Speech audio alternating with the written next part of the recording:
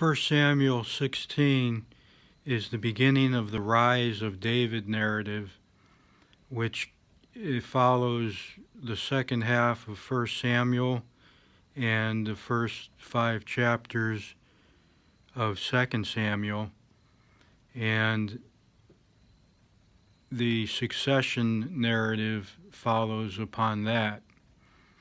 There's a book by Walter Brueggemann called David's Truth, which characterizes chapter 16 as part of the trustful truth of the tribe. And apparently it's a little more honest and naive than the certain truth of the state, which contains 2 Samuel 7, the famous covenantal promise in which Yahweh promises a dynastic house for David to last forever, a very certain truth indeed. This initial chapter, however, is the first introduction of David in chapter 16 of 1 Samuel, and it's a familiar story for many. However, for those who are not acquainted with it, I'd like to mention for a moment the gist of how powerful the narrative can be.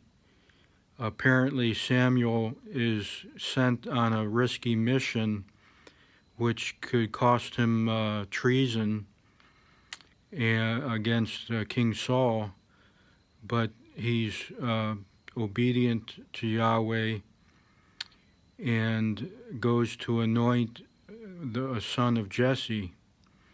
Well, apparently Jesse has 7 sons, and after Eliab, Abinadab, Shemaiah, and 4 other sons, all 7 sons are not the ones selected.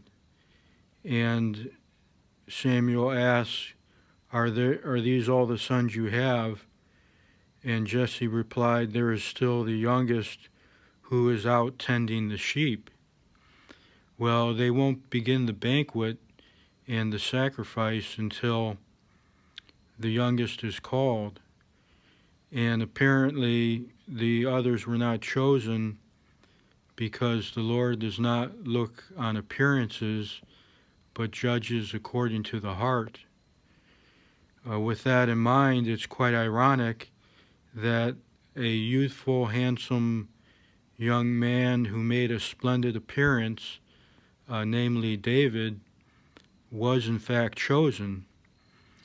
And I think the reason that this irony comes about is because it shows that even though he might have had virility, it was ultimately according to his fidelity, because he was a man after God's own heart, and that's why he was selected.